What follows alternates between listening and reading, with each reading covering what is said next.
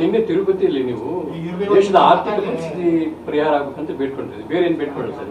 ಅಲ್ಲಪ್ಪ, ಈಗ ನೋಡ್ರಿ, ಮಾಂಗಲ್ಯ ನಮ್ಮ ಧರ್ಮದ ಒಂದು ದೊಡ್ಡ ಸಂಕೇತ, ಒಂದು ಬಾಂಧವ್ಯ. ಹೆಣ್ಣು ಒಂದು ಕಡೆ ಇತ್ತು, ಗಂಡು ಒಂದು ಕಡೆ ಇತ್ತು, ಅವೆರಡೂ ಸೇರಿದ ತಕ್ಷಣ ವಧುವರಣ ಆಯಿತು. ಅಕ್ಕಿ ಒಂದು ಕಡೆ ಇರ್ತದೆ, ಅರ್ಶನ ಒಂದು ಕಡೆ ಇರ್ತದೆ, ಅವೆರಡೂ ಇರಿದ ತಕ್ಷಣ ಮಂತ್ರಾಕ್ಷತೆ ಆಯಿತು.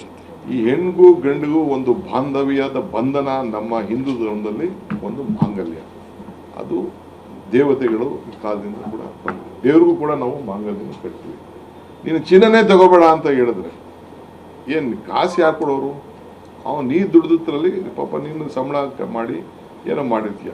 ನೀನು ಹೆಂಡ್ತಿನ ಮದುವೆ ಮಾಡ್ಕೋಬೇಕಾದ್ರೆ ಅಟ್ಲೀಸ್ಟ್ ಏನೋ ಒಂದು ತಾಲಿ ಕಟ್ತಾ ಇದ್ದೆ, ಅದನ್ನು ನೀನು ಕಟ್ಬೇಡ ನೀನು ಅಂತ ಹೇಳಿದ್ರೆ, ಚಿನ್ನನೇ ತಗೋಬೇಡ, ಒಂದು ಸರನೇ ಮಾಡ್ಕೋಬೇಡ ಅಂತ ಹೇಳಿದ್ರೆ ಹೇಗಾಗ್ತದೆ?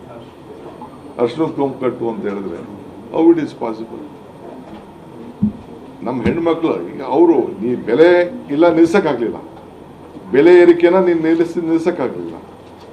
ಈಗ ನೀವೇನು ಎಣ್ಣೆ, ಅಡುಗೆ ಎಣ್ಣೆನೂ ಕಡಿಮೆ ಉಪಯೋಗಿಸಿ ಅಂತ ಇದ್ದಾರೆ, ಪೆಟ್ರೋಲ್ ಕಡಿಮೆ ಉಪಯೋಗಿಸಿ, ಡೀಸೆಲ್ ಕಡಿಮೆ, ಇವರೇನೋ ಒಂದೇನೋ ಮಾಡ್ತಾರೆ. ಆಯ್ತಪ್ಪ, ಒಂದಿನ 2 ದಿನ ಓಡಾಡ್ತಿದ್ರೆ, ಈಗ ದಿನ ಓಡಾಡ್ತಾರೆ ಅಂದರೆ ಸೋಮಣ್ಣಾಗಲಿ, ಮಂತ್ರಿಗಳಾಗಲಿ, ಬೇರೆಯವರಾಗಲಿ ಎಲ್ಲ ಬಿಟ್ಬಿಟ್ಟು ಮೆಟ್ರೋಲ್ ಓಡ್ತಾ ಇದ್ದಾರೆ.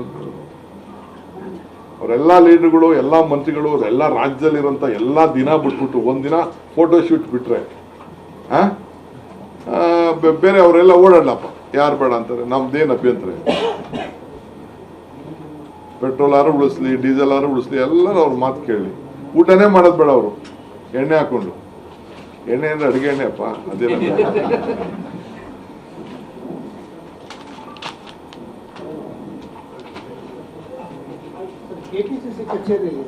ಆಮೇಲೆ ಫಾರಿನ್ ಟೂರ್ ಬೇರೆ ಮಾಡಬೇಡ ಅಂತ ಹೇಳಿ, ಫಾರಿನ್ ಟೂರ್ ಬೇರೆ ಮಾಡಬೇಡ ಅಂತ. ಮಿನಿಸ್ಟ್ರು ದೇಶಕ್ಕೆ ಹೋಗ್ಬೇಕಾಗ್ತದೆ. ನಾನು ಪ್ರೈಮ್ ಮಿನಿಸ್ಟರ್ ಬಗ್ಗೆ ನಾನು ಕ್ವಶನ್ ಮಾಡಲ್ಲ, ಜನರಿಗೆ ಹೇಳೋರೆ, ನೀವು ಮದುವೆ ಹೊರಗಡೆ ಹೋಗಿ ಮದುವೆ ಮಾಡಬೇಡಿ ಅಂತ ಹೇಳೋರೆ, ಇಲ್ಲೇ ಮಾಡ್ಕೊಳ್ಳಿ ಅಂದರೆ ಫಾರಿನ್ ಎಕ್ಸ್ಚೇಂಜ್ ತಪ್ತದೆ ಅಂತನೋ, ಇಲ್ಲ ಖರ್ಚು ಜಾಸ್ತಿ ಆಗ್ತದೆ ಅಂತ. ಯಾರ ಹತ್ರ ಎಷ್ಟು ದುಡ್ಡಿದೆ ಅಂತ ಅವ್ರಿಗೆ ಗೊತ್ತಿದೆ, ನಮ್ಗೇನು ಗೊತ್ತಿಲ್ಲ. ಸೊ ಜನರಿಗೆ ನಾವು ತಪ್ಪಿಸೋದು ಸರಿ ಇಲ್ಲ. ಅವರ ಹಕ್ಕು ಇರೋದು ಒಂದು ಲೈಫು, ಅವರೇನೋ ಎಂಜಾಯ್ ಮಾಡ್ತಾರೆ, ಅದಕ್ಕೆ ಯಾಕೆ ನಾವು ಅದಕ್ಕೆ ಅಡಚಣೆ ಹಾಕಬೇಕು? ಬೇರೆ ನಾವು ಸರ್ಕಾರದಿಂದ, ನಮ್ಮ ಸರ್ಕಾರದ ಪಾಲಿಸಿಗಳಲ್ಲಿ ನಾವು ಏನಾದ್ರು ಜನಕ್ಕೆ ಸಹಾಯ ಮಾಡಬೇಕೆ ಹೊರತು ಮಾಡಬೇಕು. ಹಿಂದೆ ಒಂದೇ ಮಗು ಸಾಕು ಅಂತಿದ್ರು, ಒಂದೇ ಮಗು ಇದ್ದವ್ರಿಗೆಲ್ಲ ಪೆನ್ಷನ್ನು, ಇದು ಕೆಲಸ ಕೊಡ್ತೀವಿ, ಅದು ಕೊಡ್ತೀವಿ ಅಂತೆಲ್ಲ.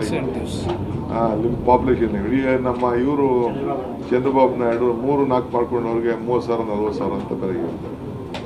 ಅಂದರೆ ಜನ ಎಲ್ಲ ಅರ್ಬನೈಸೇಷನ್ ಆಗ್ತಾ ಇದ್ದಾರೆ ಅಂತ ಇರಬೇಕು ಅಂತ. ಬಿಡಪ್ಪ, ಅವ್ರಿಗೆ ಜಸ್ಟ್